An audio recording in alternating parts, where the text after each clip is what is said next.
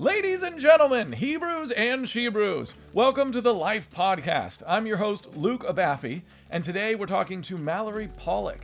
She is a conflict resolution coach who's Torah Observant, and Katie loves her stuff and loves her work, and I'll let her tell you even more about Mallorie in this interview because Katie joins me in interviewing her.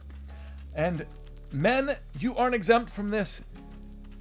You should also be able to benefit from learning about being able to improve your communication and improve conflict resolution and also just be overall more compelling in life. I mean, this is important for all Torah observant people, especially because we run into new situations where we have to be good at communicating our beliefs to all sorts of different people in good ways. So Mallorie knows a ton more about this, and without further ado, I give you Mallorie Pollok.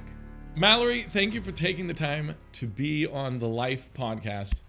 Katie, for the first time, is joining me, and we're so happy that you are here. Yes. So to everybody listening, when you first came into Torah, did you feel like you perfectly articulated it to the people in your life, your family, your friends, people from church, your neighbors, people who wanted to know why you weren't doing Christmas? Or are there any things in those conversations that you would want to do over? Or here's another question. If you were to put yourself on a spectrum between bludgeoning people to death with the truth and wanting to be so loving that your point gets obscured, where do you think you would fall? One more question. So what goes through your mind when you know that you have to have a challenging conversation? These are all kind of a setup to the guest today, Mallorie, who is a certified domestic mediation, executive life coaching, or she's certified in domestic mediation, rather, executive life coaching and crisis intervention, among other things. In other words, she is an expert in communication and conflict resolution, and that's what we're going to talk about today. I forgot to mention how pregnant Katie is. She wanted me to mention that. Oh, yeah. She's like, I want people to know that I'm very pregnant. Like, she's going to have... Wait, maybe you should stand up. Do you mind doing that? Oh, my gosh. Okay. Can you even see it? It's like... It's enormous. Okay. It's like 3 weeks from now. I'm 9 months pregnant, yes. Congratulations. Thank you. I was not aware. Oh man, pregnancy makes you need all new sort of conflict resolution skills. I was like, why do I have so much rage right now? I should have talked to you earlier for Luke's sake, but... So much rage. So I pulled out some stats that you had on your website, Mallorie, about communication and conflict. And I just wanted to read a few of them because I felt like they set the stage for why this stuff that you do is so important. And you can tell us more about exactly like what you do and how you do it. But you said that couples who underwent conflict and communication training reduced their chances of separation and unhappiness by over 50%. Mm-hmm. You also say that prolonged conflict is significantly associated with lower health, weaker immune systems, and many health limitations and conditions. And finally, employees who are skilled at effective communication save over $1,500 and an 8-hour workday for every difficult conversation that's addressed rather than avoided. I thought that was pretty awesome. So, thank you so much for having me. Can you talk to us a little bit about your background and coming into Torah? Like, what brought you into this understanding of the scriptures? That's the question we usually start out with. And sometimes it takes up like the whole show, but I think it's important to like hear that. Well, that's a big question. Like you said, it could take up the whole show. And I'll give the brief version as best I can, because a lot of how we really started was not necessarily just my story, but my family's story. When I think I was 5 or 6 years old, I was pretty young, my brother was diagnosed with autism. And again, the short version is we did through a lot of prayer and a lot of seeking the Father, eventually led to a miraculous recovery of his autism and all his food disorders that he had. He was eating like 9 foods at the time. My mom is currently writing a book about this, so I will hand that part of the story over to her because I was young and I don't want to splice up the details and get those wrong. But that journey of watching a miraculous healing and watching the Father work in our life in such an incredible way led my mom and my dad to look for a deeper relationship with the Father and what that looks like. And so my mom was reading her Bible, and she found that we were not completely walking in the biblical commands that we were supposed to be walking in. And so we chirp chopped for a long time. And I think you mentioned this, Katie, but started to have difficult conversations with our family, our extended family, our friends that we had grown up with surrounding this new cult, was what people are calling it, that we just stumbled into. And so that's how my family got into it. I stepped into it when I was a lot older, kind of actually how I stumbled into this work as well. I lost my train of thought, but that's how my family got involved in Torah. I was wondering if those were related. They are, yeah. My journey with my faith became more personal. We entered the Torah community when I was like 11 years old, give or take, but we had church hopped, and through that experience, I think a lot of Torah people, they relate to the sentiment of, how do I have these conversations? Because I want to speak the truth, but I also want to speak the truth in love, like it's commanded. And that's a very hard line to walk. And so I became very fascinated, maybe obsessed, to be honest, with the concept of how can we have these conversations in an effective way that doesn't burn bridges, but builds between the gap and helps create relationships where maybe they don't see it at the time, but we can continue to plant seeds and continue to have those touch points with people who live different lives than us. So I became very fascinated with that. And as we entered the Torah movement, there's a lot of spiritual warfare when you come into this realm. When we're walking a set apart life and we're walking and swimming against the current and walking in his ways, there's going to be a lot more opportunities to overcome things, and a lot of different spiritual warfare my family encountered when we entered the Torah community. A lot of divisive spirits. And so that also fueled my fire to be able to have these conversations more so with people who not necessarily just didn't understand, but we were really like butting heads and clashing, and there was harm that was being caused, and there were fractured relationships and a lot of pain in entering this community. So, and the main situation that led me to where I am today was I engaged in a mediation, my family with another family, at 17 years old. And it didn't end the way that I wanted it to. It didn't end in reconciliation, but I can look back on that really hard time and that hard conversation and go, I found closure in that moment. I was given a chance to say my story and speak up and have a voice, and I felt empowered in that moment. And now look at what I do. I'm doing mediation, and I never would have guessed at 17 years old that I would be walking in the path that I am now, but the Father just clearly lined out a calling over my life in those moments of pain and the struggles that I had in entering this community.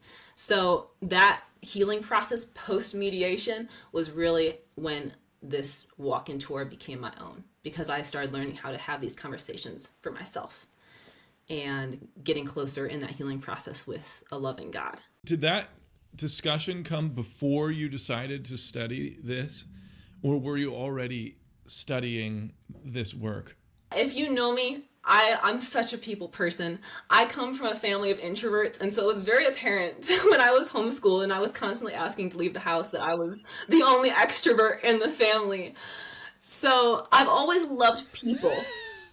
And I've always known that I wanted to work with people, and while I was fascinated with the communication aspect, like I really always did wonder, and I remember asking my parents, like, how do we talk to people who feel so different from us? And I'm not even trying to be offensive, but I unintentionally offend people just for who I am, for my own identity. It's very difficult to navigate.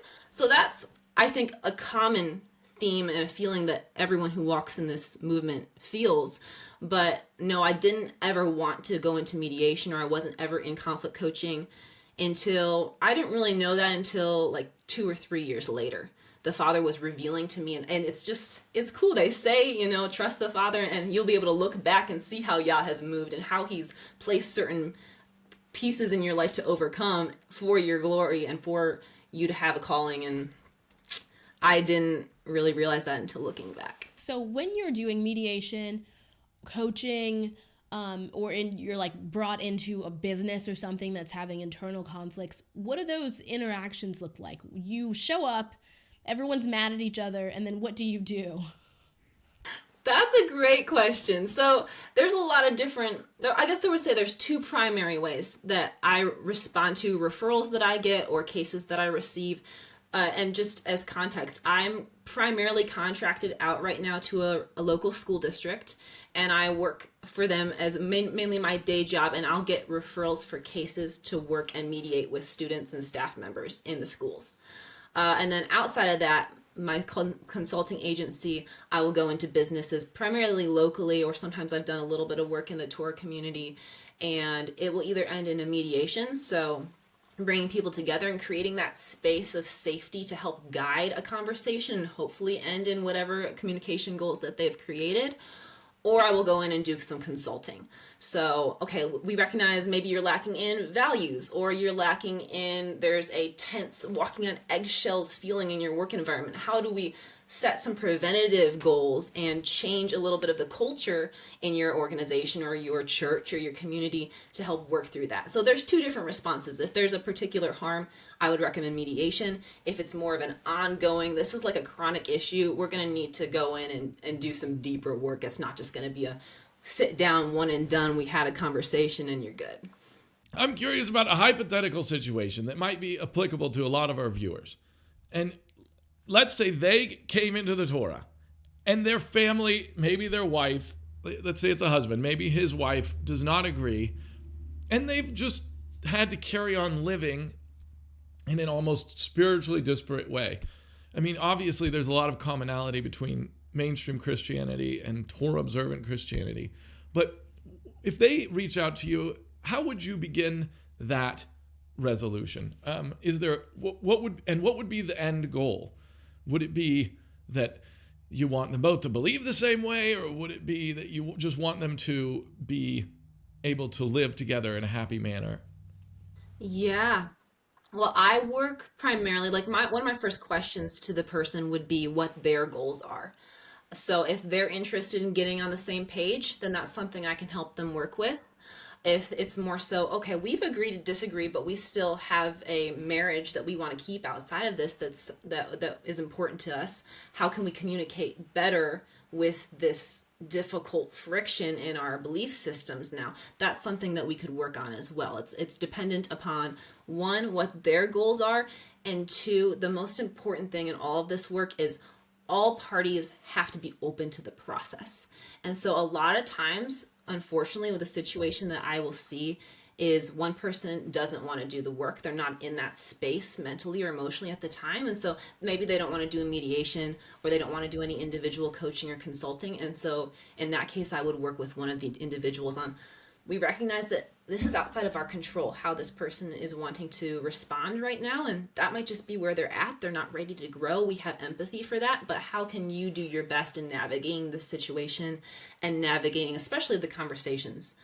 Because we can't control if someone's being passive aggressive, if someone's stonewalling, if someone's being just outright aggressive, but we can respond in a way that is at least beneficial on our end, and we can walk away and be proud of the way that we handled it. So those are the two ways that I could handle a situation that came to me like that. But I can't emphasize enough how important it is that everyone has to be open to the process, or it will not work. Autonomy is a huge part of this. That ties into actually what I was going to ask next, because if you're working with just one person is interested in the process and the other isn't. Something I found from you early on was talk about conflict styles and how there are these different modes that you can be in. And the way I thought about it before I read what you had written was that I feel like I'm a conflict avoider, and that's just my style 100% of the time. But what I read from you was kind of breaking down these different styles and saying there are actually appropriate times to use certain ones and other ones, and you can build your repertoire of conflict styles so you can be more adept at having your relationships. So I thought that was interesting. Can you walk us through what are the conflict styles, and then maybe when is it helpful to use different ones? Yeah, absolutely. This is one of my favorite tools. I get a little nerdy about this one because it's so important to understand. Like you said, you can box yourself into one and be like, I'm just accommodating. I'm a people pleaser. This is what it is. And it's a bad thing. Let me label it as a negative trait. But really, there's an opportunity to use every single style. So there's 5 styles. There's accommodating, avoiding, competing, compromising, and collaborating. And there are opportunities in which we should use all 5 of these styles. And it's really the first thing that I introduce people to, because I think I mentioned this already, but the first thing I ask and the first thing that really we should work on is every time you enter a difficult conversation, you need to know what your goal is. If you do not know why you're there, then the conversation will likely not go as well because you don't have an end goal. So even me previously, when I've entered a difficult conversation, if I know I'm going to, and it's not impromptu, I will write out ahead of time what goal I have for the conversation and what conflict style I wish to operate from. So back to the 5 conflict styles.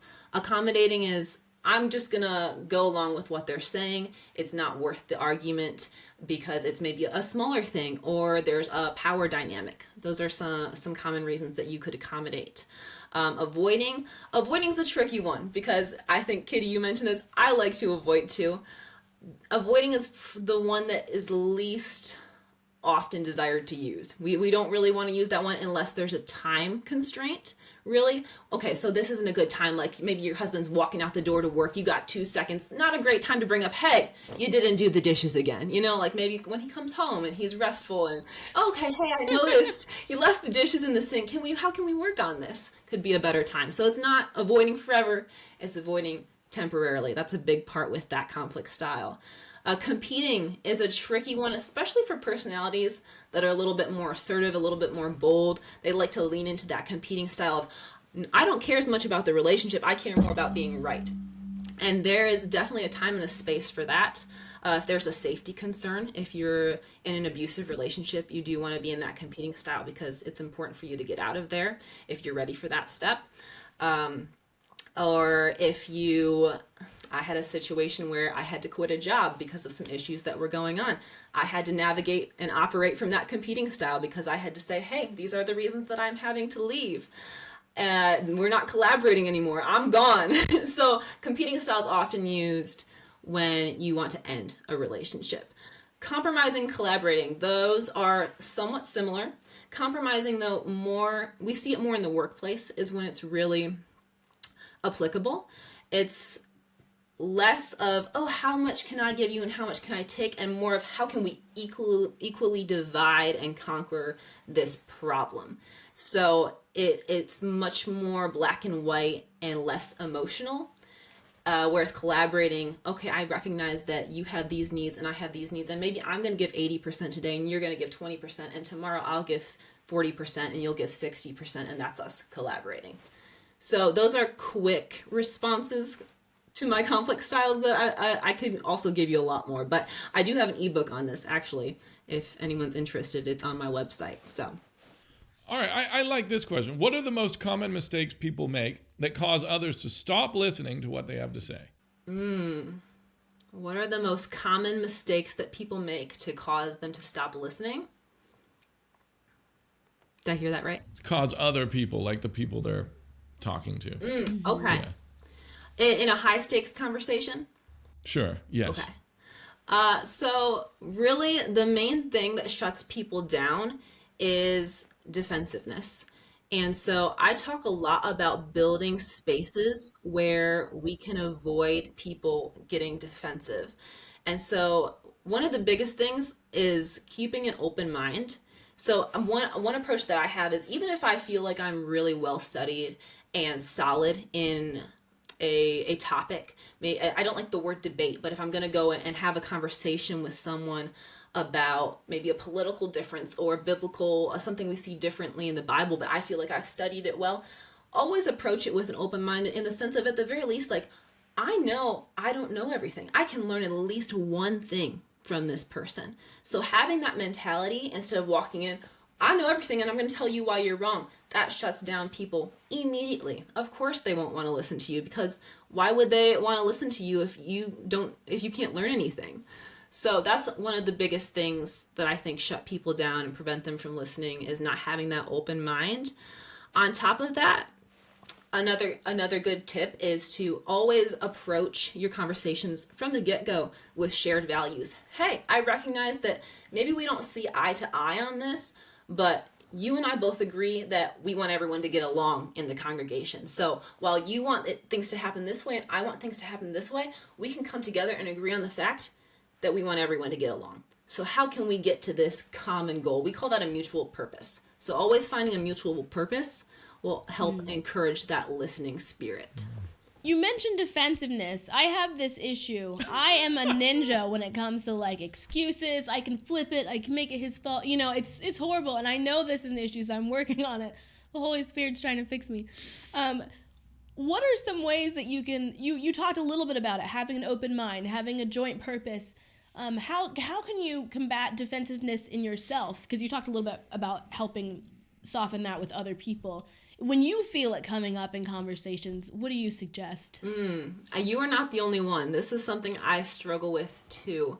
And I'm going to go back to conflict styles because this is one of the reasons I love it so much. Because when we're defensive, we're jumping from a different conflict style into competing. Defensiveness is aligned with a competing conflict style. So it's all of a sudden, oh, well, my ego or my spirit wants to be right. My flesh is telling me I need to be right here, and so it hurts.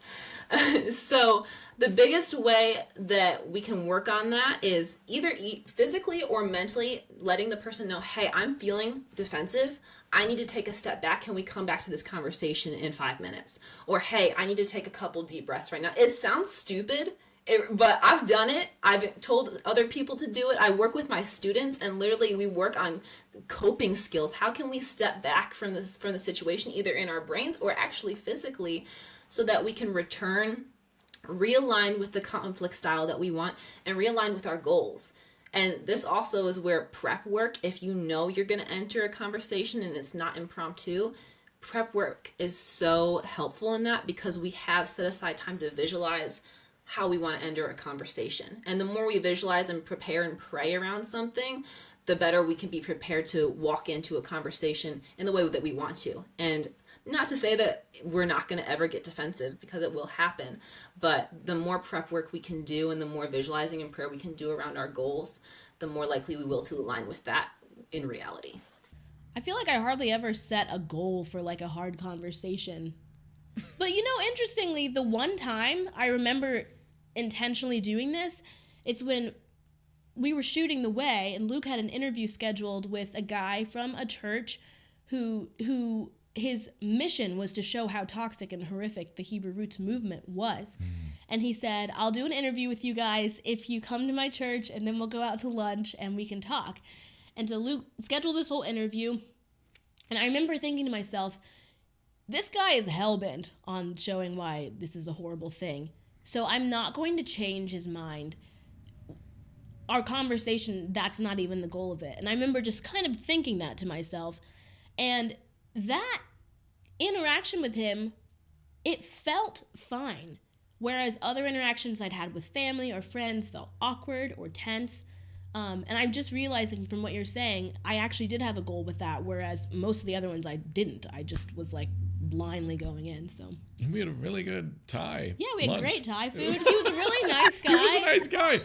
But, you know, he didn't agree. None of us agreed in the end. Maybe he could sense that we weren't trying to compete because, you know, we knew that we weren't going to change his mind. We just were there to hear his side and legitimately present it. So That's a great point, because we don't actively often think, oh, let me set a goal for conversation. But what you don't realize is you always walk into a conversation with goals. Just a lot of times they're subconscious.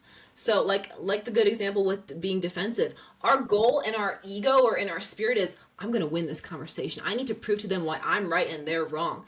And subconsciously, we aren't consciously trying to hurt the other person or prove to them, hey, like I know what I'm talking about, but subconsciously that's what we're trying to do. So doing that conscious work, again, especially ahead of time, is going to help redirect where our flesh wants to go. Knowing the conscious work to do is important too. I wouldn't even know where to begin. I'm shooting from the hip like 99% of the time when I'm talking to anyone. I mean, we prepare for these discussions, but aside from that, I'm not preparing for anything. So how do you know? And is any of that guided by the fruits of the Spirit and anything biblical in your approach? Absolutely. I mean, one of my favorite verses, and I use some of these inadvertently even in the public schools, is speak the truth in love. Like, that's such a big verse that a lot of this work is founded on. Is I believe that everything can be said in a loving way. Some people feel like they have to choose between being honest and being loving. Like, oh, well, I can't say that because it's going to be rude or it's going to be disrespectful or it's going to be taken the wrong way. You can say everything in love. I really, truly believe that. And so that's definitely helpful, especially when it comes to the preparing ahead of time. Like you said, most people probably don't even know how to navigate the prep work. And I don't want to say prep work as if it's like super heavy, because really all I do, when I work with students pre-mediation, I also have them write down, or I help them write down, what are your goals? What do you want to see change? In a perfect world, how would this person treat you? And we'll write that down. And I don't always go into conflict styles unless they're in the older grade, but I'll kind of help them kind of reflect on, how do you want to navigate this? How will the other person best receive you? What way can you speak so that they will best hear you? And that kind of encourages them to be more respectful. Because if they walk into a situation and they just kind of shoot off the mouth, then it's not going to go super well. So it makes my job easier too when they set goals ahead of time. I'll say as a mediator, conversations always go better when they have better goals and are more specific in their goals. It does seem biblical and scriptural what you're saying. When I first was thinking about this topic, I was thinking this is great strategy to have. This is great to improve relationships. But you said it also is about not just letting your flesh lead every interaction that you have. And we're not supposed to just let our flesh lead every interaction. We are supposed to, take a step back and think about, how can I do this in a way that honors my Heavenly Father? I was just looking at a verse with our 5-year-old, like, they will know that we're disciples of Yeshua by the way we love one another. It doesn't say, like, by your tzitzit. It doesn't say by how, all that kind of stuff, the stuff that we think about. It's like the way people will really know if you're his follower is literally just like how you love people. And so, yeah, I think it's important beyond even what I was thinking. It's a spiritual issue as well, to not be led by your flesh in all your conversations. What are the ways that you can approach some conflict? Like you said, you want to have your style when you go in there.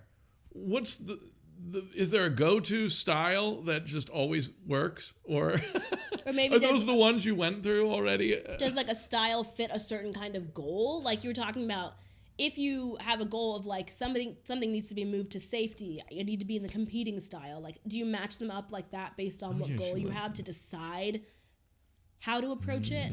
Yeah. No, that's totally correct. So depending on your goal, and that's why it's the first question. My second question is always, okay, so what style do you think you could use in alignment with this goal? So you're totally correct that the goals will determine the way from which you want to approach the situation.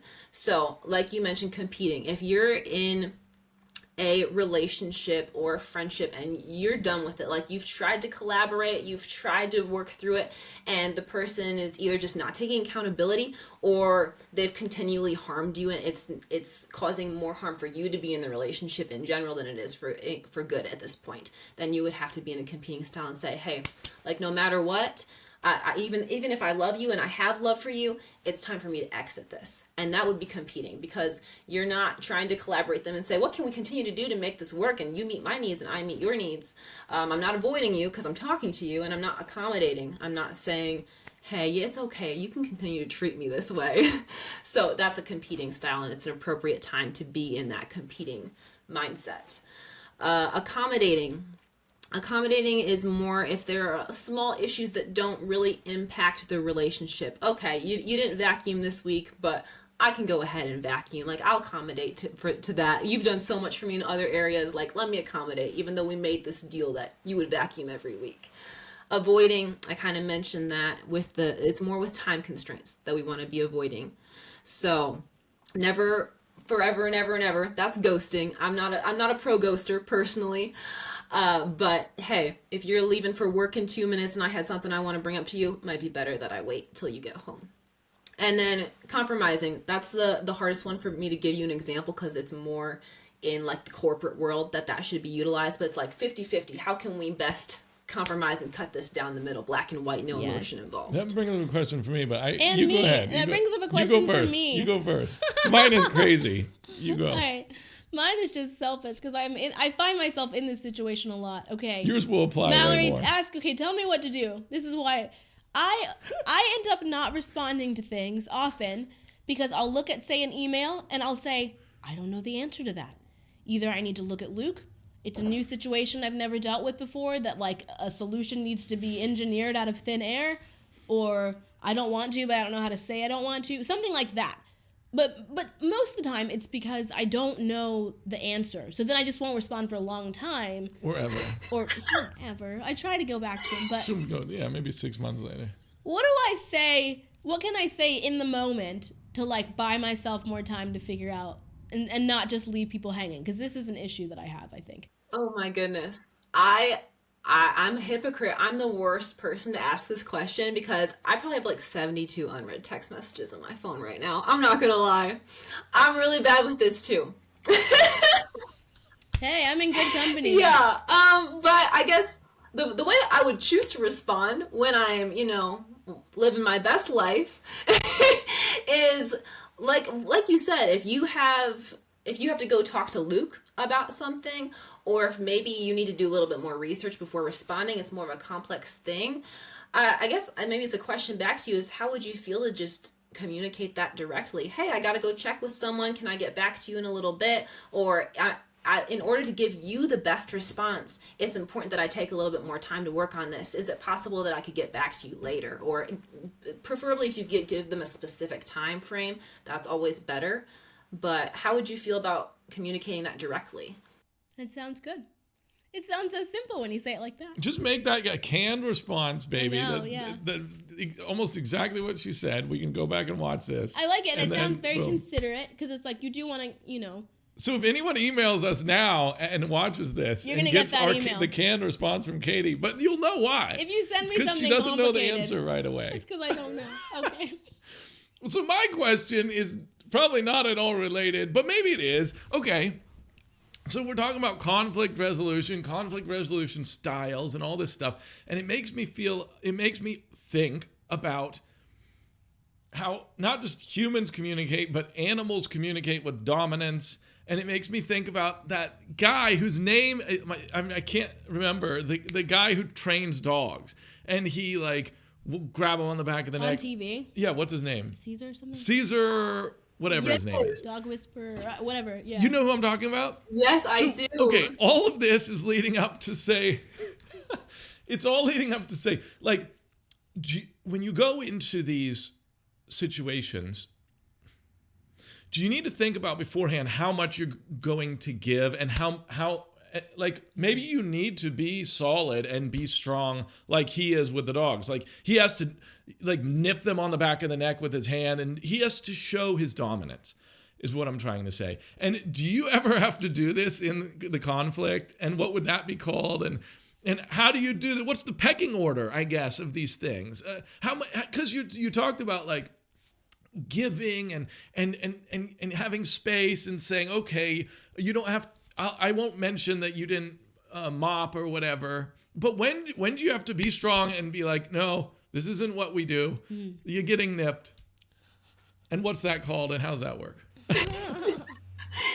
Well, there's a couple different ways you can be strong, I guess you could say. Because I think that there's a common misconception that collaborating or the gentler approaches to conflict is oh, I'll just let you walk all over me.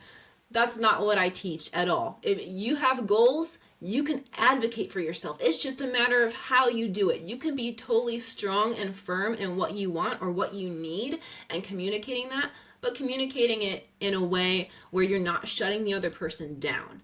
So that's really important if you want to stay in a collaborating style. So, hey, I recognize I'm really passionate about this and you're really passionate about this. That mutual purpose that I mentioned earlier of what's our shared goal is going to be really important. But you can also be dominant from the competing perspective of no matter what, I'm not backing down or I'm leaving. Those are the two options. So, and there's a lot of different tools I could give you in regards to like not backing down. It really, this is so context based. Like if you had, for example, I wrote a newsletter on this recently. If you had a situation where someone was being passive aggressive and you don't know them really well, you don't have a relationship with them, there's a what's called the nice method where you can shut them down in 4 steps, and that is very very Caesar-esque. Let me grab you by the scruff and like, you're done. You're not going to be saying these passive aggressive comments to me anymore. And it starts with body language is the first one. And then there's a indirect warning shot. So that was a strange question, or I wonder why you would ask that to me. So something that subtly lets them know if they have the empathy or the social skills to recognize, oh, this person isn't happy with what I just said to them. And then there's the call out. So, hey, I do not appreciate what you just said to me. I don't feel comfortable with what you said to me. This is not an appropriate time to mention this. And then finally, the last step in the nice method is exit. You walk away. You shake the dust off your feet. You're done. So there are tools and models for when you want to be a little bit more harsh. I'm not ever going to be an advocate of, no, we're just gentle. We always speak sweetly. If you know me in person, I'm a pretty loud and assertive person. But it's all a matter of, and I'll go back to goals and conflict styles. It's so important to know ahead of time where you want to take the conversation, what direction. But be prepared. Have those skills in your toolkit for sure to be a little bit more assertive if you need to. And also, this really truly depends on who the other person is in the conversation. Because maybe you're trying to collaborate with someone who is a very bold, strong personality, and they tend to compete. They tend to be in that competing mindset. So even though you want to collaborate with them, you have to kind of work with someone who's trying to win the conversation at all the time. It goes back to, we can't control how someone else responds in a conflict or a conversation. That can be one of the hardest parts of communication. One quick follow-up. Can you talk about the body language of the first step? Like, how do you go in? Do you go in like an ape? Like, do you go in like this? Or what do you do? I mean, that's how I imagine doing Make it. yourself big. Like when you see a bear. Like, And like, we're not going to be moving on our chests. I mean, that's what I think of. No, I mean, you know what, Luke, if you really wanted to do that, if you're ready to walk away from the conversation, it probably would be okay. I'm not going to condone it professionally, but I'm not going to say you can't. The first step in the nice method is a nonverbal call out. So that can look like shifting your shoulders away, shifting your feet away, maybe crossing your arms and leaning back, or some people like will get on their phone when they feel like they want to disengage from a conversation. So that could be a great nonverbal signal to the other person, oh, they didn't like what I just said. That's good. Okay. That's that helpful. helps. That helps me. Yeah. Do you have another one? Yes. Okay. So this is shifting gears a little bit. So Luke wrote this book called The Truth. It's an apologetics book. I think having conversations about our faith, particularly like the differences between our, bent and then the mainstream Christian one, is a very prevalent thing for all of us.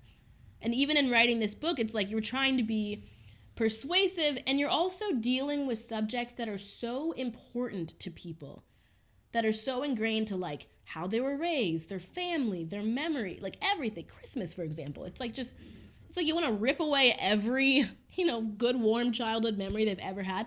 And so this, you talked about this metaphor of like a childhood home in a social media post, and how when we come to conversations with people and we just try to we start to rip one of their long-held beliefs to shreds, it's like we're demoing their childhood home. And I thought this was insightful because you think more about your own perspective, of course, than like the person who you're coming to. But can you talk about that childhood home thing and how considering it helps us be more persuasive with people or have better conversations? Yeah, I love this metaphor.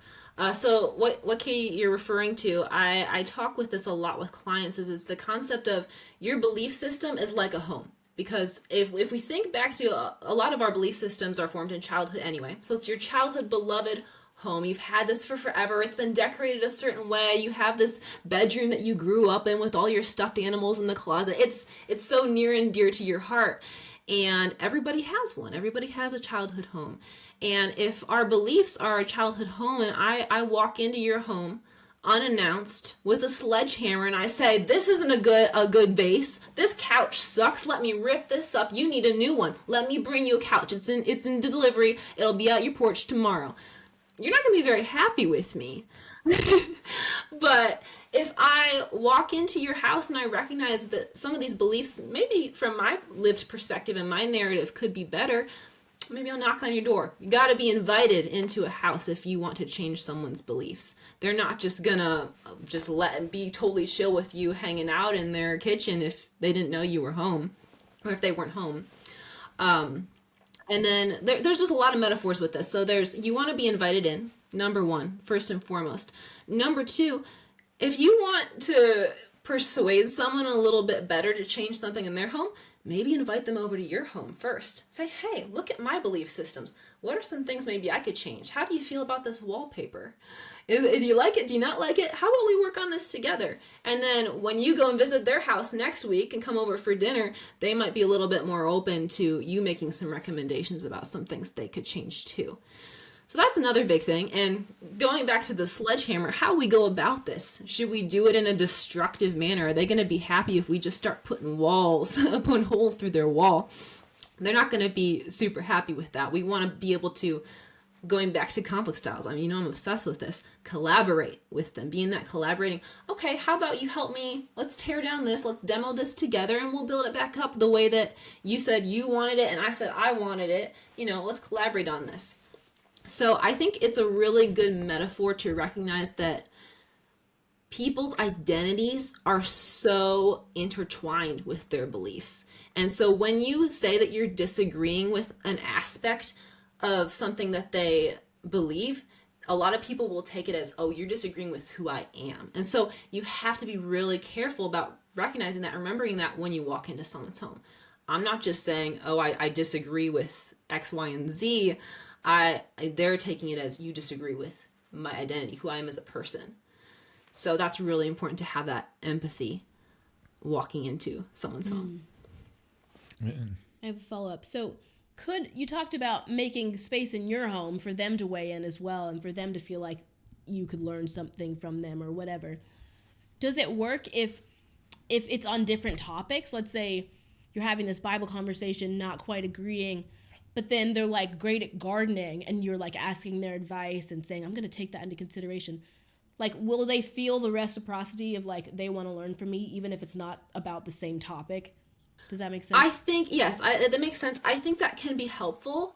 I would still suggest, even on the same topic, like, let me know if this is okay. I'm going to be a little bit political, but like for the topic of abortion, for example, I could, if I have a conversation with someone who is supportive of abortion, we could still connect over the fact of, I get that you really care about young moms and women being able to live successful lives. I can totally empathize with that. Like being able to show some give, and I understand where you're coming from in your perspective. Then at least they see, oh, you're not just like, this is how it is, black and white. Then there's still some respect that's built there and some safety and security that's built there that can help prevent defensiveness from building up. That is a good point. I think when you recognize that people aren't coming for a bad place most of the time, unless they're just like pure Dr. Evil, that opens people up. When someone comes at you and you feel like they're assuming that you're coming from a bad place, it makes you want to close up, at least in my experience. So I could see how like you try to figure out what's the best possible motive that this person could have and how, and I can come alongside that and be like, I was just gonna say, even if you weren't willing to change your wallpaper, for example, you can at least go, oh, I can see why you would like the color green for my wallpaper instead of yellow. That makes sense. I'm not willing to change at this point in time, but that's a good suggestion. I can see where you're coming from. From your experience, what are the top few reasons that conflict makes people nervous or makes some people nervous? That's a really good question. Why conflict makes people nervous? Well, I think the first thing is we are biologically designed to avoid discomfort. And even as someone who's practiced different models and has different skills, I still get super nervous before a hard conversation. I don't think that's ever going to change. Does the way that I respond and interact in hard conversations, has that improved over the last couple years, especially since I got involved in this work? Definitely. But I will probably always be nervous. And so biologically, our brains go, whoa, we're not supposed to be uncomfortable. We want to survive. We're geared for survival. So I think we're just, first of all, biologically designed that way. Number two, we are not taught how to have hard conversations. Luke, you said this earlier. I wouldn't even know what the prep work would be for this. We aren't taught that. And so that's one of the reasons I'm super passionate about what I do in the public schools, because I have an opportunity to work with students and go, this is how you can have better conversations. I know it's scary. It's going to be scary, but I'm proud of you and you're going to do a great job. And these are our goals and it's going to be fantastic. So that's another reason I would say a lot of people are nervous, is because it's like, I don't even know what I'm supposed to do. I'm supposed to say, I'm just going to walk into this room, meet this person, make eye contact, and whatever comes out of my mouth is going to come out of my mouth, and I have to be okay with it. That's scary. It is.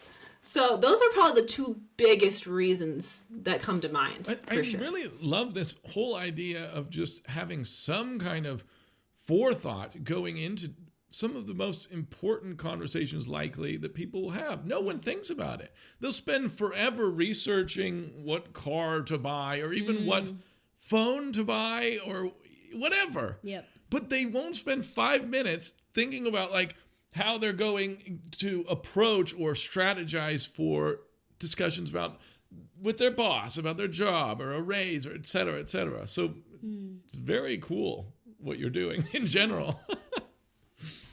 And okay. Oh, well, go ahead. Good. You can ignore these. Flow. No. Okay. Nope. Okay. Sorry. All right. Don't trigger my pregnancy brain now. All right. I zigged and I zagged in my head. Okay. Let me ask this one then. Yeah, go for it. So, all right. My style, I guess, is sometimes more confrontational, and it just happens to be that way. It didn't used to be when I was a kid. That has nothing to do with it, I guess. But what advice do you have for people like that who come out swinging and then they regret being so harsh or aggressive in their conversations? I didn't write that question. Katie did, but she must have known. It wasn't necessarily about you. So that's a good question. Like I said, you'll run into people who prefer to navigate from more of an avoiding or an accommodating. Like Katie, you mentioned you like to be avoidant. And then there are people like you, Luke, who just prefer to navigate from a competing. We all have a default conflict style that we feel most comfortable in. So learning to expand our toolbox and our skill set of, okay, I tend to navigate from a competing style. I tend to come out swinging, but let me develop my skill sets in maybe more of the collaborating or the accommodating area. And there's models and there's different tools that I teach for all these different types of conflict styles. Developing your toolkit is going to be the most important thing. So you actually have those skills and those playbooks ahead of time, instead of if you don't have those, you're just going to fall back to your default pattern every time. So developing your toolbox and then getting really good at repair when you do have those moments, because we're human and our flesh is going to win sometimes, and you're going to have those moments where you went, whoa, I went way too far with that. I said way too much, and now I got to go back and repair this situation because I swung a little too hard. So getting good at repair and what an apology looks like, or whatever you need. Sometimes it's just a discussion of, okay, what do you need to move forward after this happens?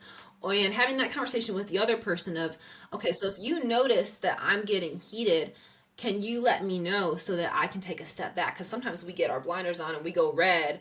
And so I've had this conversations with students too before, is what are your signs? Tell me, like, how do you feel in your body? How do you think you look at when you're starting to get escalated? And when I notice those things, do I have permission to maybe pull you aside and do some deep breathing with you, or develop some coping skills with you so that we can return to the mediation and you'll be cooled down?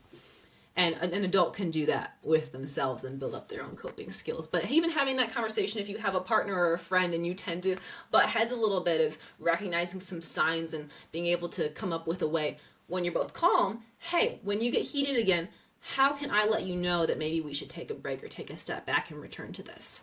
Don't ever be afraid to pause a conversation. That's another thing that people don't do often enough. So if there's the whole saying, if you are getting mad during a conflict or a conversation even, or debate or whatever, stop and count to 10 or whatever. Do you have anything like that or any other tools you have to arrest yourself at that very moment before you lose your temper and become stupid or angry or say something absurd that might make you feel like, yes, I just owned the conversation, but it doesn't help. I know this. Anyway, any ideas there? Yeah. Well, I'm going to sound like a broken record, but again, so much of conversations happen before the conversation. So doing that prep work ahead of time, because when I work with students who tend to navigate or operate from that competing conflict style, or they struggle with being aggressive or disrespectful in conversations, there's only so much that you can do in the conversation. So if I have two students, this happens a lot. I'll have one student who is a little bit more avoidant, a little bit more shy, and have one student who's super aggressive. Or sometimes I'll have two that are both pretty aggressive and pretty assertive. I will do multiple sessions with them ahead of time, visualizing, discussing how they want to show up in that space of mediation before I allow them to talk to each other. So the more difficult I believe it will be for them to have that conversation respectfully, the more time I will spend with them before I allow them to mediate. So prep work is huge. Prep work is really huge. And then the second thing that I kind of mentioned is if you're close, if you have a relationship with the other person, like you and Katie, having a conversation with Katie when you both are at level 0, you're peaceful. Hey, when you notice these things about me, can you give me a signal? What does that signal look like? Or can you let me know verbally? What does that look like for you to say, hey, I'm noticing you're getting a little heated. Can we take a step back? Because sometimes, like you're kind of saying, you got those blinders on. You can't see it. Sometimes you're so in the moment that emotion is really hard to de-escalate without help. And I'm going to plug this as well as if it's not working continually, that is a good time to get a mediator involved, because a third-party source is so crucial sometimes to help navigate those emotions, and not just assertive emotions, but even people who shut down. A mediator can help ask questions for that person who's a little bit more quiet. For me, I shut down in conflict. Like, it's very helpful for me to have a mediator when I go and talk to someone if I know it's going to be difficult, because I won't say anything. I'll just nod and I'll walk away and I'll go, I did not stand up for myself or speak up for myself at all. And I see that a lot in students too. So don't be afraid to get a mediator. That's a big one. I have two more about this same thing. And these are a little, I guess, selfish of me because it's about me. So I'm trying to help all right. So we have our little Shabbat group. Is there anything I can tell them where they can be if they see me being a little, two questions. One is, how do I tell them beforehand, okay, sometimes I get passionate and I'm not mad, and this is just how I talk, and sometimes I'm loud, but I'm also not mad, and I'm just excited. Anything I can tell them about that? That's the first question.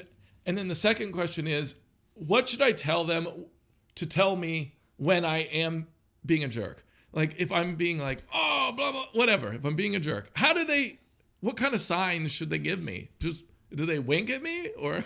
I feel like wives have been kicking their husbands' legs under the table since the dawn of time. I bet Eve kicked Adam's leg under the table when he said something weird. I just want to tell the whole Shabbat group. That's so funny. No, sorry, that's good.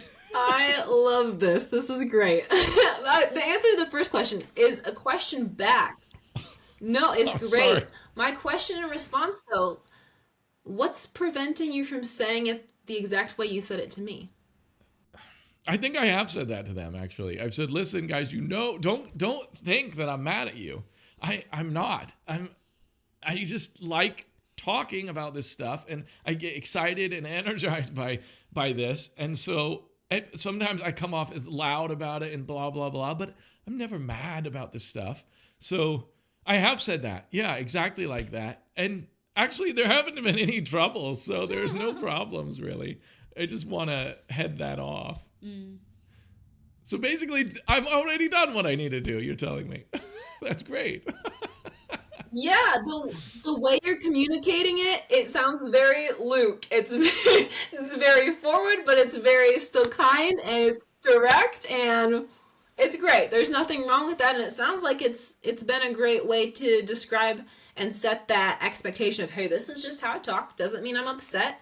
And if there were ever an issue, then that would again be a situation where that's on the other person at that point to come to you. Because you've already expressed your side. Hey, if you have an issue with the way I've talked, if we need to talk about this, I've already told you I'm not upset. But if you ever had a problem, you could come to me or let me know. And with like some type of signal you could talk about and collaborate with them on that. It could just be them pulling you aside and be like, hey, the way that you said that felt a little bit more aggressive to me than usual, or a little bit louder to me than usual, and it made me feel uncomfortable. Is there a way we can talk about this? It's all about both sides discussing and expressing expectations and how content is communicated. There's nothing wrong with being loud. I love it. I'm already doing everything perfect. It's great. All right, I shouldn't do more. Gold star. You know. That sort of thing is so cultural, though. I feel like it's both cultural, it has to do with your personality, and to do with your family. It's like, how loud or quiet was your family? Like in Ghana, where my dad's from, you might walk down the street and it sounds like everybody's in a fight. That's just how their language sounds. Hungarian is like that too. Yeah, Hungarian is like that too. His dad's Hungarian. Yeah, so it's a lot of that stuff about what feels like normal conversation, what feels calm, what feels peaceful, what doesn't, has to do with how you came up and maybe your family or their culture or whatever. So when those all like mix and merge in our little communities, it can be fun and exciting. I've experienced exactly that when I lived in the Middle East earlier this year. I thought everyone was mad at me. I would walk on the street and I was like, people hate me here. All the people that I worked with in my office, I'm like, everyone literally hates me. I had so much social anxiety for the first month and a half that I lived there. It was so bad. And then I had a conversation with my boss, and I just mentioned to him how the way that people were communicating to made me feel, and he expressed exactly what, Luke, you've told your group. And from that point forward, it was pretty much fine. I'm like, oh, I just need to actually have the conversation of how this is making me feel. And he let me know that that was not the intention, and I was actually very well loved. And I didn't have that problem anymore. We just had to have that conversation and get it out in the open, and it was all better. So a lot of the times we underestimate what just communicating our feelings and our intentions can really do.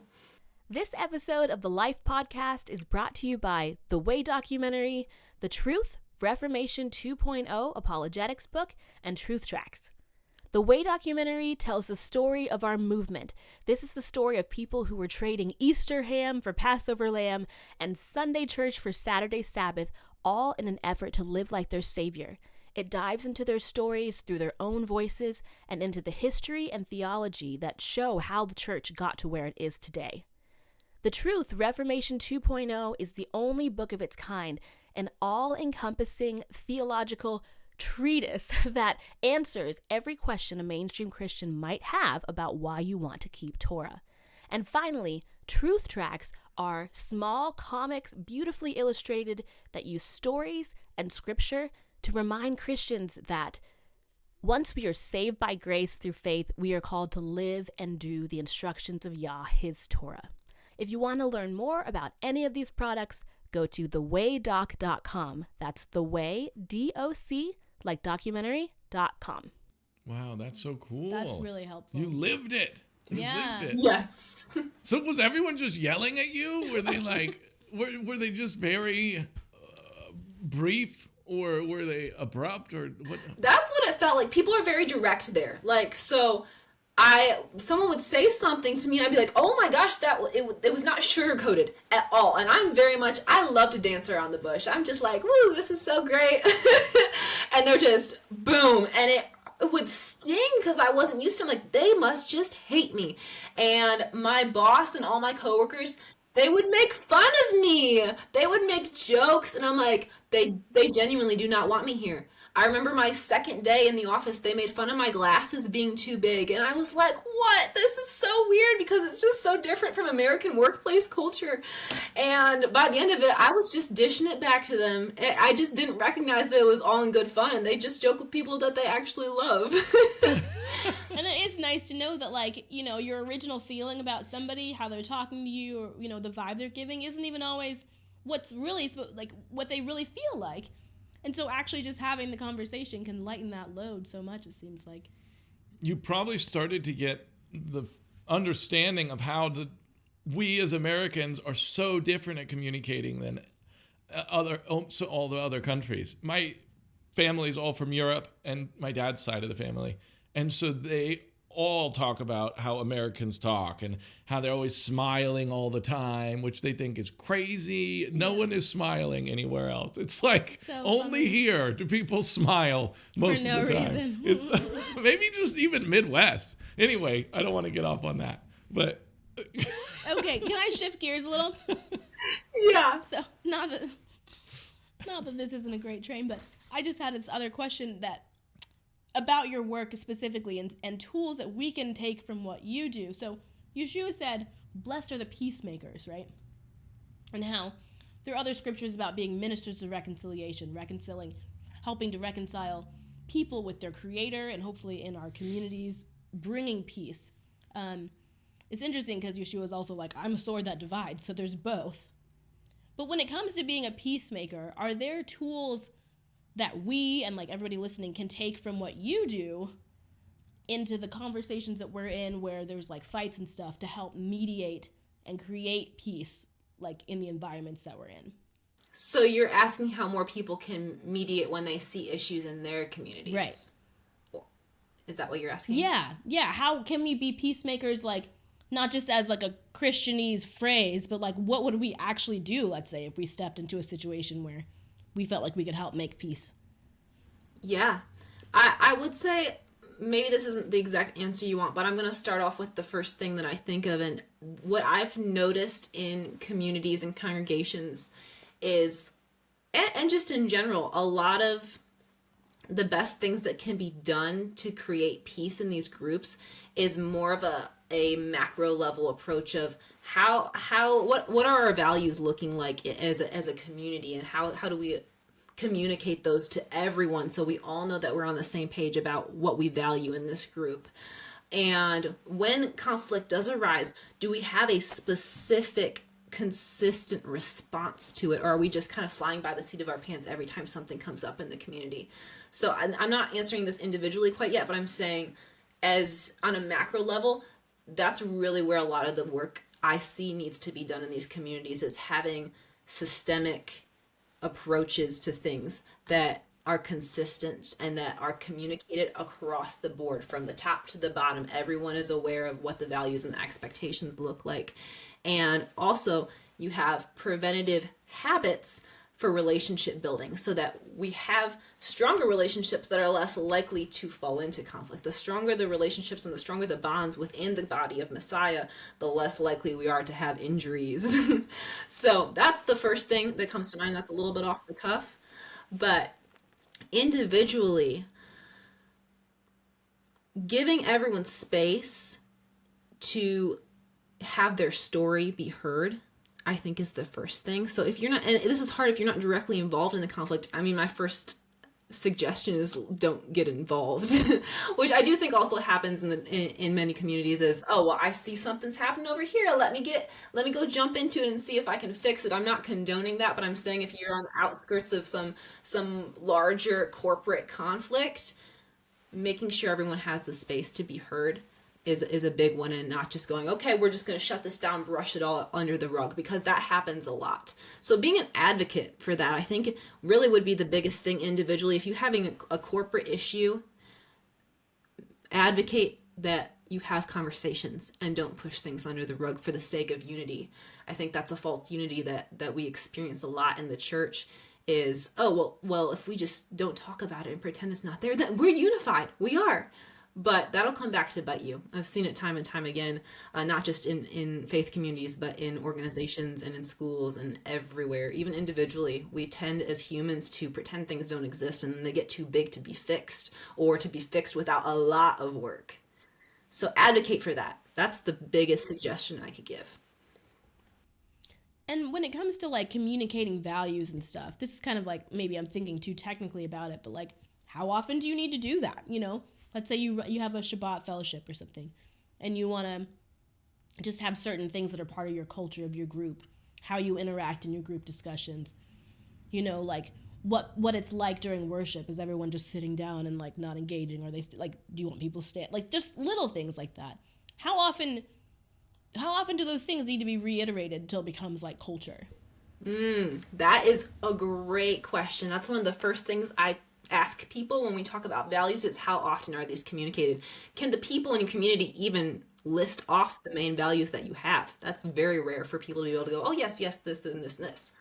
So what I do when I manage a team, I managed a team last year in this public school system.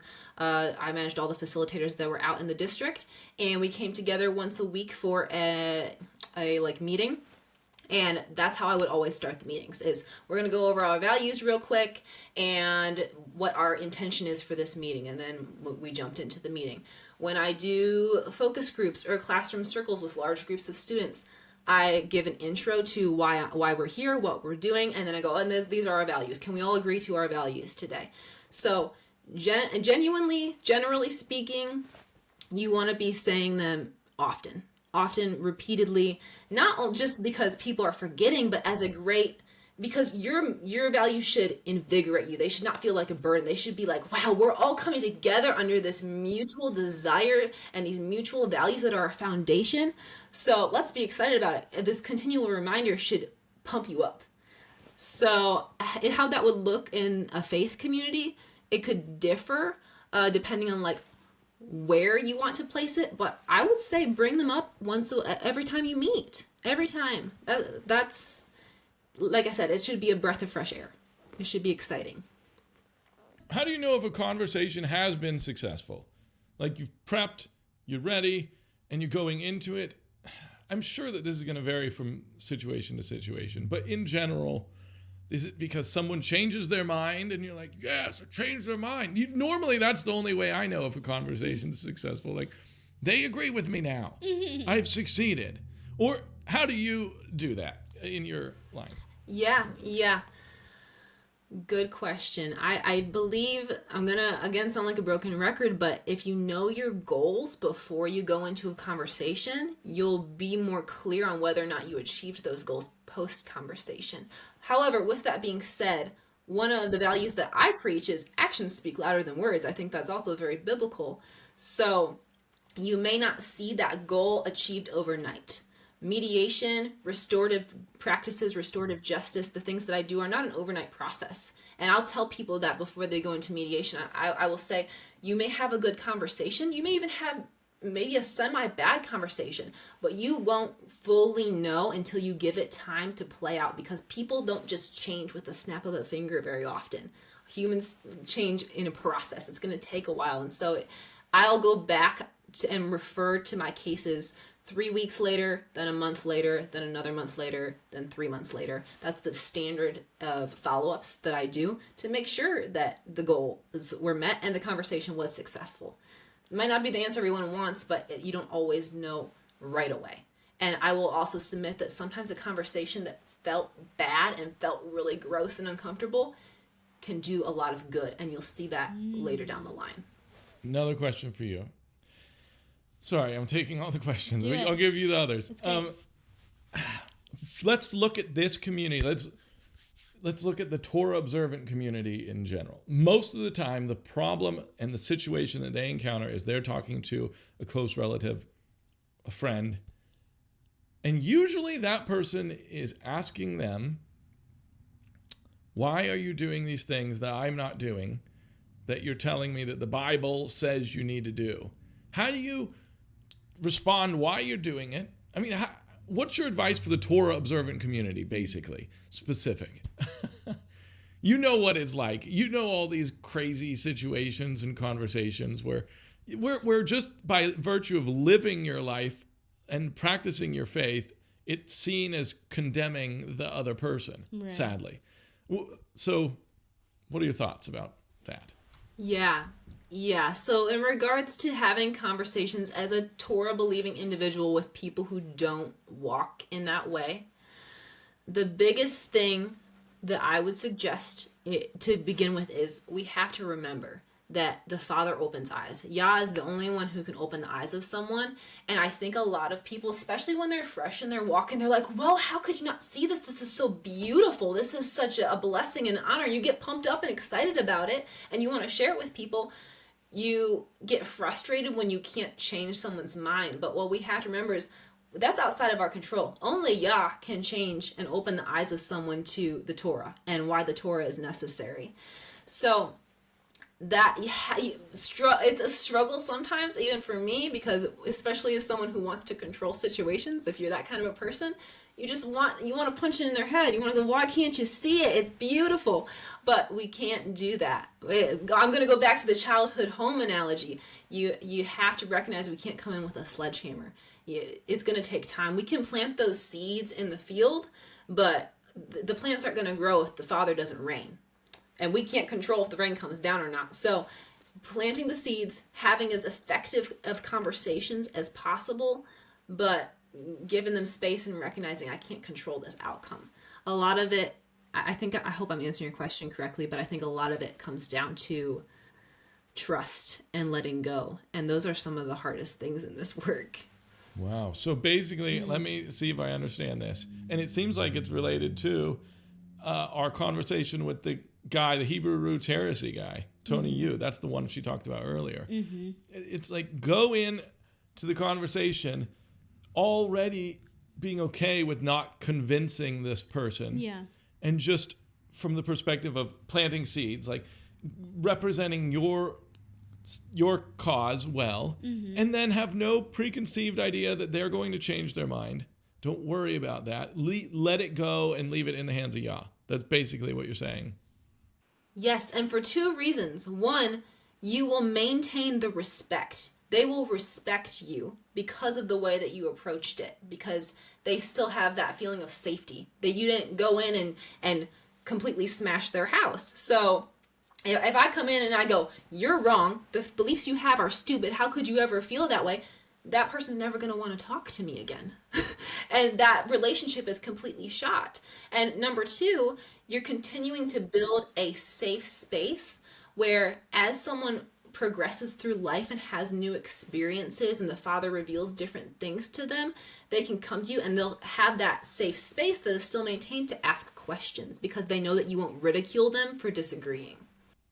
That's great. That's really good. Oh, okay. Wait. So I have something else now. So, okay.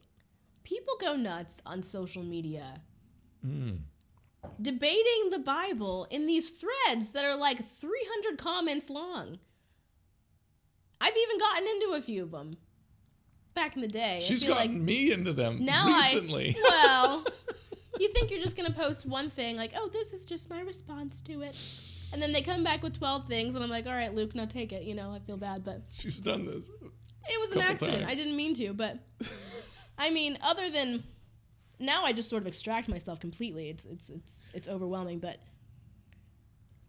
What do we do about this social media bad communication? I feel like it's not the space for a theological conversation, but can you just talk about that kind of stuff? And if maybe it does go well sometimes. I don't know. Yeah. Oh, this is such a huge thing. And me personally, I don't like to debate. And I don't like to have these kind of conversations online. And that's something I talk about a lot, on my platforms is if you're going to have a hard conversation and you really care about it, at least do it over the phone at the very least. Or voice message someone, because people cannot read tone. And there are studies on this that I think it's, I'd have to double check, but it's like 43% of empathy decreases online. So you're going to have someone who doesn't read your signals as well, and is it going to respond as well online? That's number one. And in regards to the debating, I'm not going to say there's not a time and a place for debating, because people can sharpen their beliefs through that process. But my question will always go back to, what are your goals? If your goals are to change someone's mind, debating online in a comment thread with 300 different points, it's not going to change someone's mind. I cannot tell you probably one debate that I've seen online that has changed someone's mind. It's very rare. It doesn't happen very often. So having effective conversations, I said earlier in this podcast, I don't like the word debate. We should be having effective conversations with the goal of working together to seek truth. So take it offline as much as you can. Because you're saying take it offline, I realized that many of these conversations can't go offline because the people don't know each other. They just pop into the same thread of like a meme or something. You know what I mean? Like, you talked about being invited into the childhood home. Many of these online conversations, there's zero relationship between the people even speaking. So it's like you don't have that mutual trust, respect, care, anything. It's just the competing, I guess, and that's why maybe they seem fruitless often. So most of these conversations shouldn't happen, basically. I mean, it's like a total stranger, or like an acquaintance, or whatever, you know?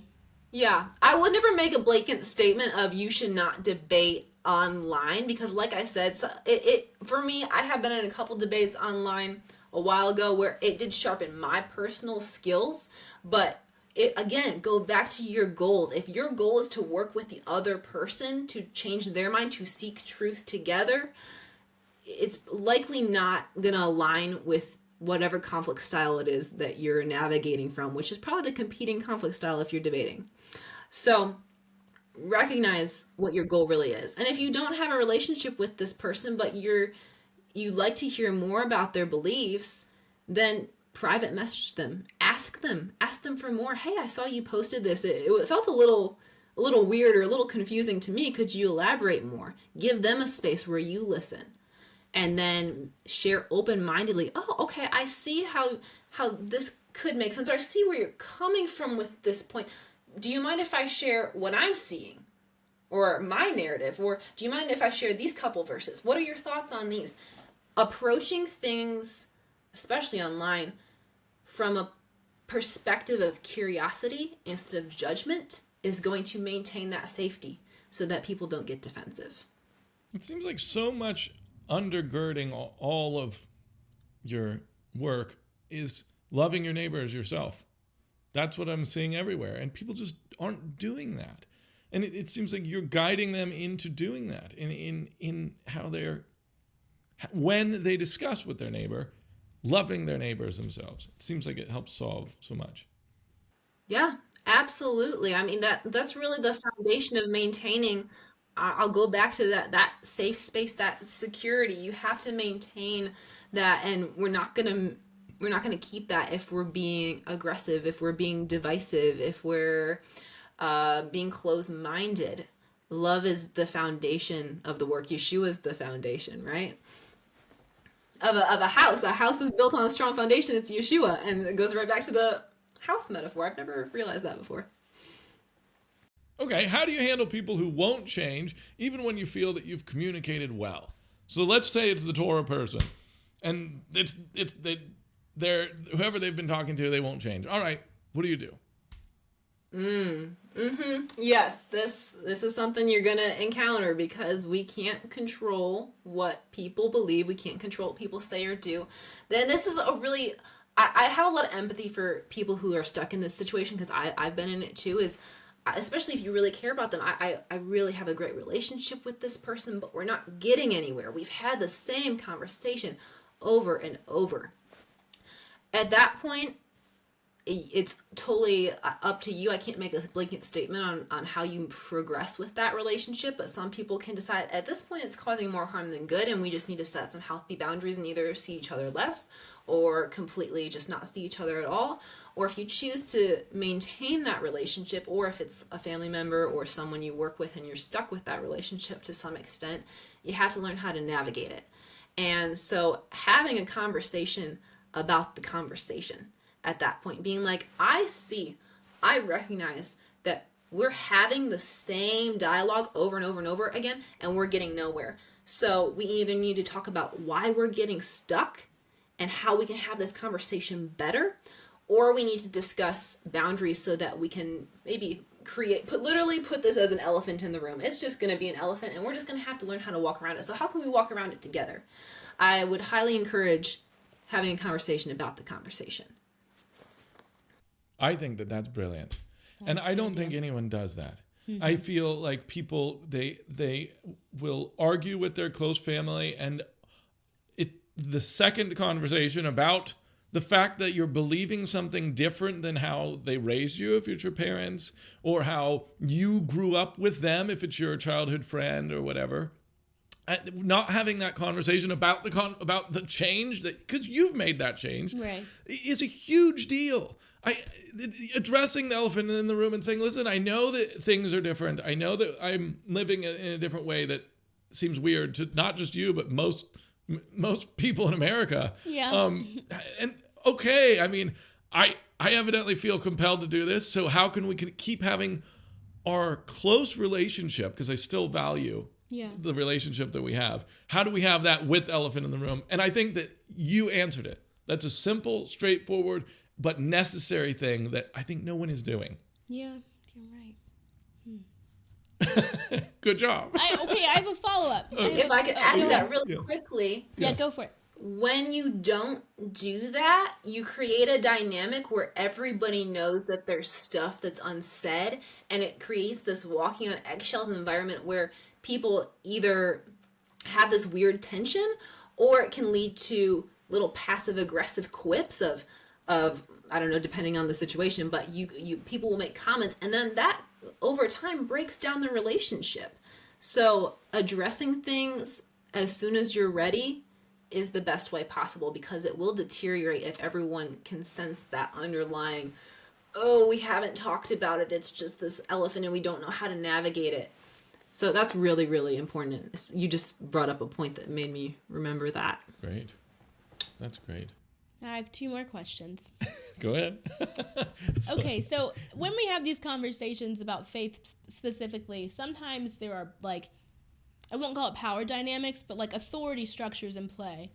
Parents and grandparents, pastor, whatever you feel like are the different, a boss or something like that. Are there any special considerations to take when you're talking to someone where there is that authority dynamic and you want to be respectful? Like, should you think about things when you go into those conversations differently than when you're talking to a peer or like a child or something like that? Yeah, that's really difficult, and because power dynamics play into conflict so much. I have a lot of strategies that as a mediator I utilize with power dynamics. For example, I'll let the person who is lesser in power, I'll let them speak first. Or if we have a situation where it's maybe 3 friends who are picking on one person, I'll only bring in one of the friends from the friend group, because 3 to 1 is not going to navigate well. The one person will likely shut down. So I will say, as a blanket statement, I'm probably biased, but for power dynamics, I do highly recommend, if you're having an ongoing serious issue, to get a mediator, because it really, really, really helps even that playing field. As a mediator, I will even ask, everyone needs to just take off their hat. If I have, for example, a mediation with a teacher and a student, I will tell the teacher, I want you to take off your teacher hat. Student, I'm going to have you take off your student hat. And we're both just going to enter this conversation as humans that have a harm that's occurred between the 2 of them. So, and that's something you could even have a conversation about without a mediator, is that, like, acknowledging, hey, I recognize this could be a little strange because I'm coming to you as an employee and I know that you're the big boss dog. So maybe we can, I want to be careful in how I ask this question, or careful in how I express this concern, because I recognize and acknowledge this dynamic. So that could be good as well, if you don't have a mediator, acknowledging that. Regarding navigating the conflict, it's good to just keep it in mind and be more aware with what you're saying. I think the best thing is just acknowledging, because those are really tricky situations. You might have to be a little bit more collaborative than you want to be completely honest. If you're talking to your boss, or if you're talking to your mom, or if you're talking to someone who is higher in power than you, you're just going to have to be a little bit more collaborating if you choose to keep that relationship in your life. That's a sacrifice that sometimes has to be made, and it makes the conversation more difficult. It does, which is why mediation is really helpful in those situations. I have two, but you can go ahead. Okay. Is yours directly related to this? No. Okay. Neither is mine. So this is touching back on something that you mentioned earlier about the reasons why maybe people are nervous about conflict and stuff. And something that I think about is if we have this conversation, the relationship's going to be damaged, or their view of me is going to be damaged or broken or something like that. How often, like, do you find that when you work with people that does happen? Like, you gear them up, they're ready to have this hard conversation, and then it just does fall apart? Or, like, is that a fear that is unfounded, that we think that if we're honest, our relationships are going to be severed? And, like, how do you help people think about the possibility of, like, when you have this conversation, it could change or damage your relationship? Yeah, that does happen. I could give you a few examples of times that I've mediated situations that ended up worse than they were before.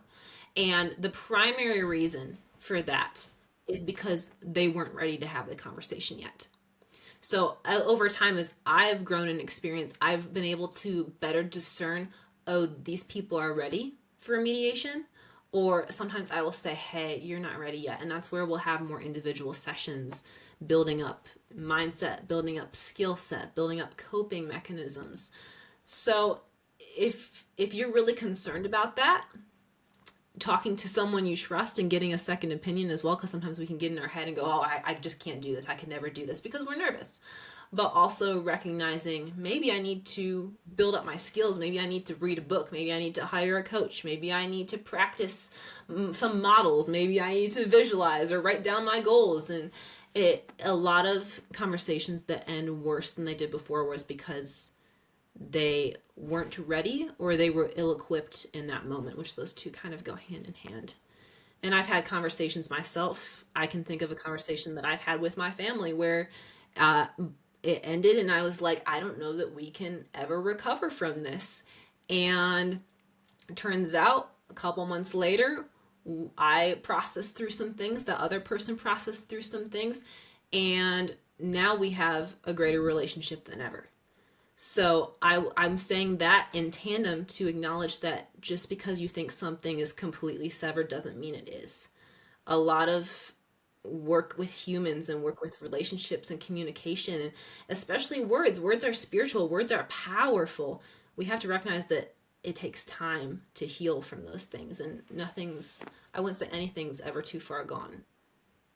I was just going to say, I wanted to clarify with that.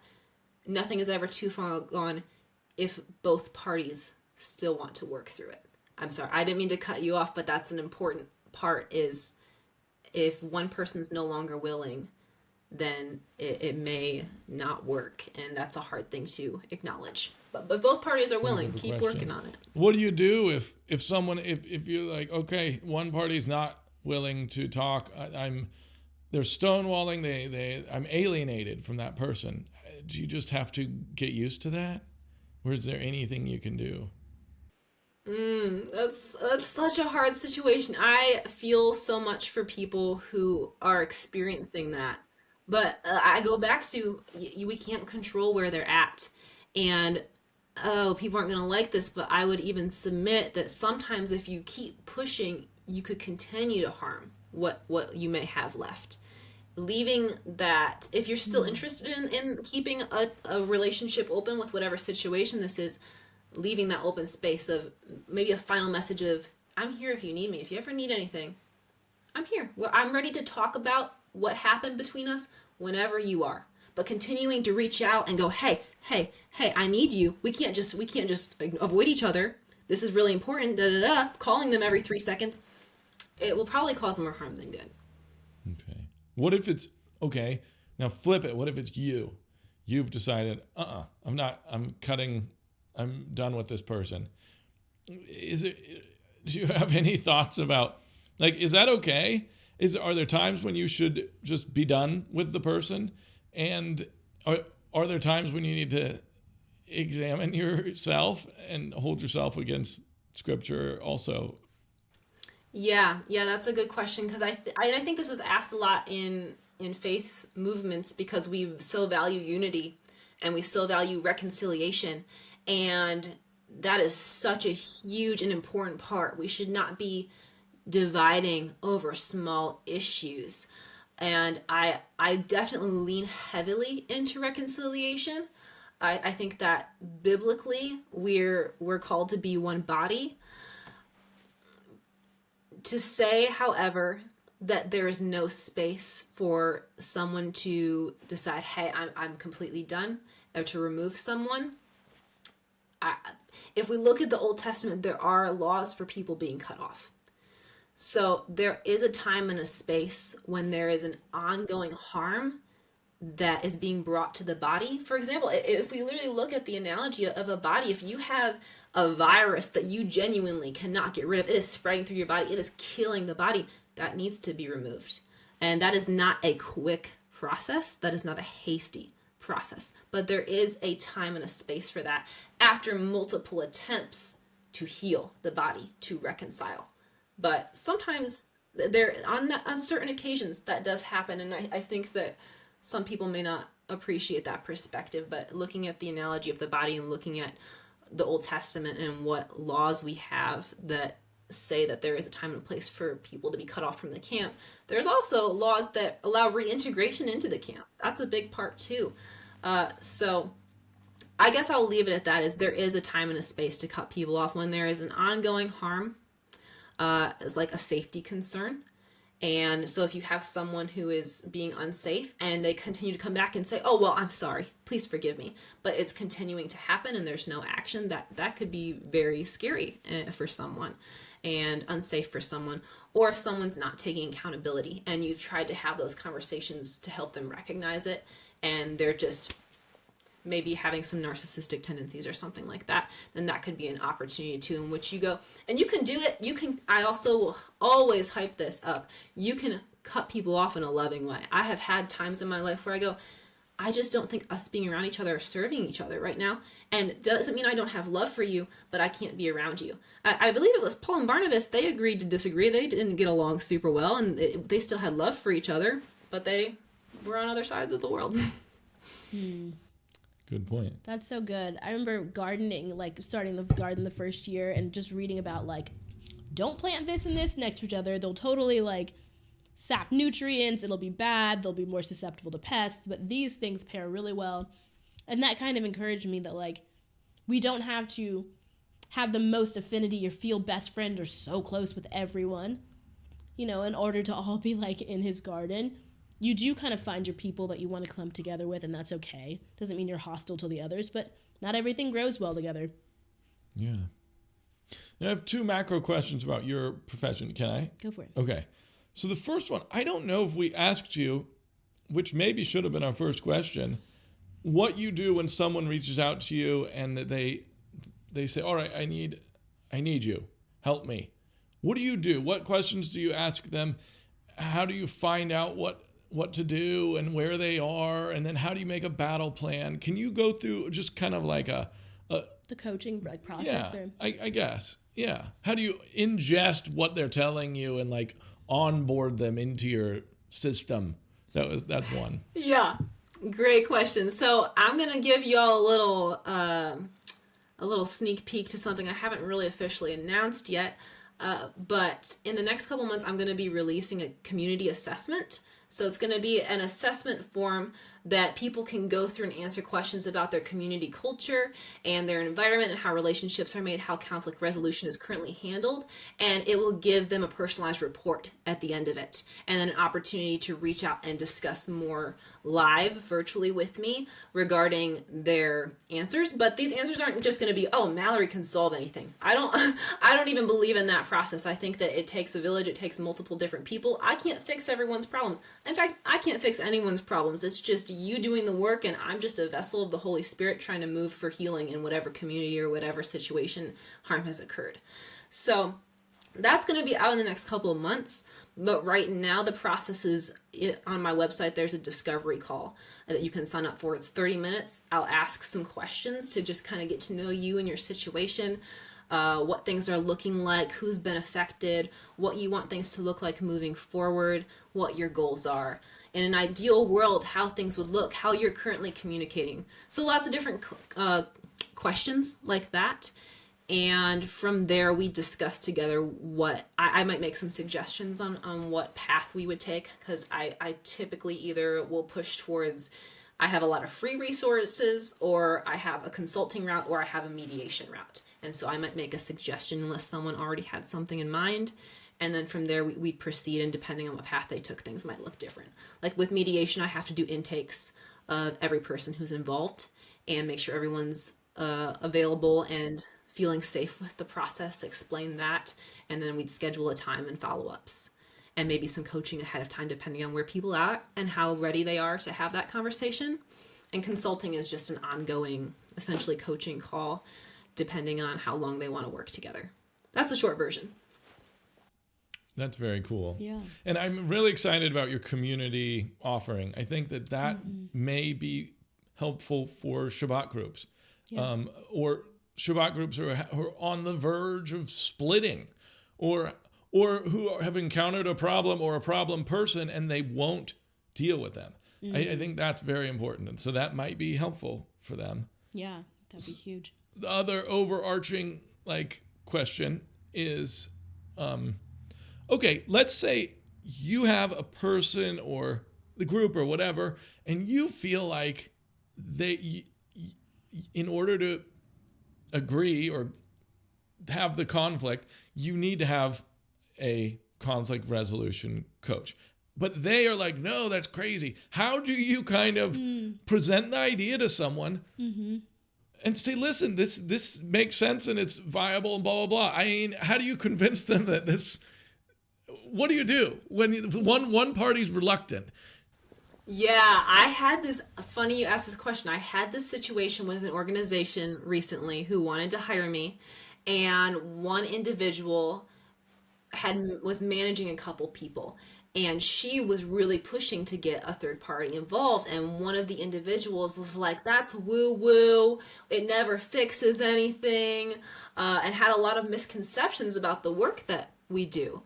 And so in this situation, if someone's a little bit hesitant and someone reaches out to me and says, hey, I'm interested, but I got people over here who aren't, I'll give them resources to share, or I'll be like, hey, depending on how adamant they were against the process, give them my number. I'll just openly let them know, hey, first of all, this is a voluntary process. If you say no, I totally respect that. We all totally respect that.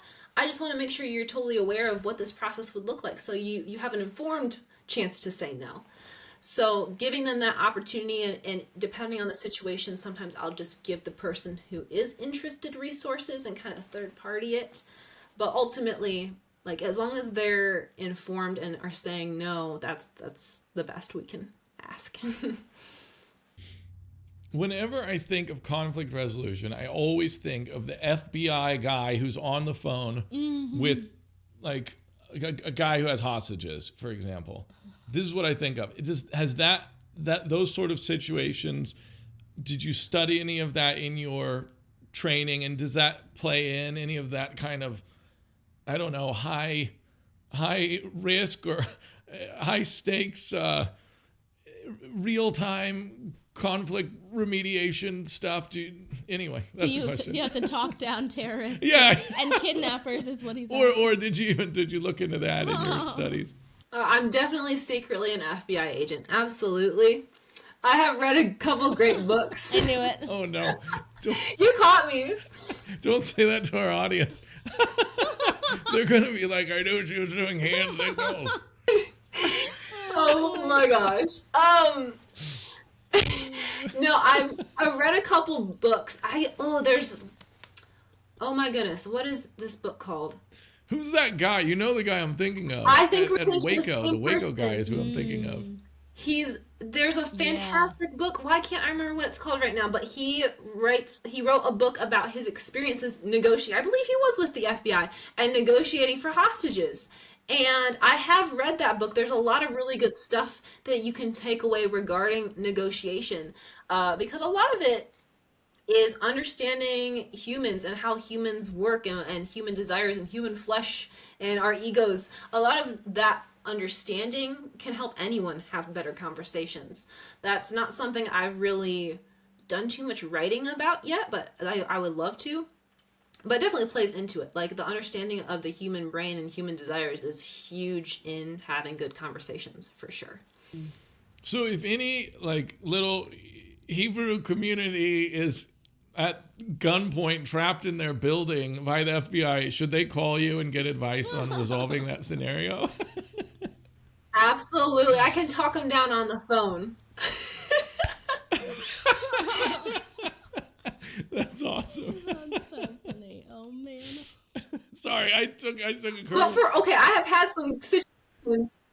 No, this is great because I've had a couple situations that are not that intense, but in school settings, I'll have teachers call me and be like, you need to talk to this kid right now. Or like, you need to come down to this room. I deal with a lot of highly escalated conversations, like multiple fights broken up, lots of different situations like that. So not maybe FBI level, but there is a time and a space. If anyone listening is interested in the mediation world, you're gonna have to get used to literally being in the boiling water. Mallorie, you were just saying how like we're taught a lot to be loving towards people and this and that, but you don't always get the practical, like, how do you actually do that? Yeah, we use these words, we throw around love and kindness and patience and unity and all these good, amazing, necessary things, but are we taught how to actionably live that out? Not really. So that's another reason I'm just so passionate about this work, is because these are all things that people want to live out, but it is to no fault of their own. We aren't always taught like some actionable steps. And I think a lot of this work aligns so well in such a cool way with scripture too. So it's a great way to strengthen your walk. I guess those are all the questions we have for you. But would you like to add anything else? Is it about this stuff? Is there anything that we forgot to ask, or is there anything you want to say to people out there? I wasn't prepared for this. Goodness. I don't think I have anything else. Y'all covered a lot. Like, just maybe I'll emphasize. Yeah, I will emphasize. This process does not happen overnight. Don't get discouraged in your toolbox building. Don't just get discouraged in your difficult conversations, because working through issues, especially when they're complex, especially when they've been brushed under the rug for a long time, it will take a while, and it may get worse before it gets better even. But continuing to be intentional and using the skill sets that allow everyone to maintain a safe space and keep an open mind and continue listening and not get defensive are going to be vital to working towards healing and repair and reintegration, depending on the situation. So that's, I would emphasize that. Don't get discouraged. Keep the hope. Things take time, but it's not too far gone. That's great. So good. Where can people find you online? What's the best place? The best place would probably be, so my website is my name, MalloryPollok.com. And if you spell it wrong, just type my name in Google. It'll pop up. It's like the first thing.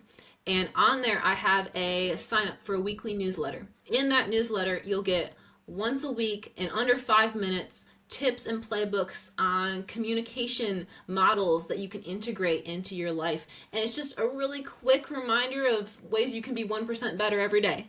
So that's something I would highly recommend. It's entirely free, and you'll get a free ebook with that, and that is on the conflict styles that we talked about. If you want to dive more deep into specific situations in which each should be used, I have really in-depth lists for each of those conflict styles on there. And I also have that link to my discovery call if you're interested in booking a free discovery call just to get an idea of your situation, and then maybe even some free resources on how you can move forward with whatever conflict you're struggling with. And my Instagram is another great place where you'll get more daily content and more personal stuff if you're actually interested in Mallorie too. There's some cool stuff on there. That's Mallorie Pollok, my name, and there's a lot of just, again, free content out there that I post every once in a while. If you're interested in mediation or consulting, though, you'll have to go to my website or reach out to me on Facebook, especially since this is more the Torah community. That's where I do most of my Torah interactions right now, is on Facebook. So just friend me. I accept most of my requests. So I think that's all. Primarily the website and Instagram, and I look forward to meeting new faces. Awesome. So cool. We'll link to all of your links in the description of the podcast or the video, depending on how you're watching or listening. And thank you so much for talking to us. I was like nerding out about this interview forever, and I couldn't wait to talk to you because I knew you were such a wealth of wisdom, and I thought it would be so helpful for everyone, and I've learned a ton. Yeah, me Thank too. you so much. Thank you. I had so much fun, and I just appreciate, I always love talking to you guys. So I really am so grateful that you thought of me, and I love chatting about this stuff and picking your all brains too. So thanks for having me. Until next time. See ya. That's good.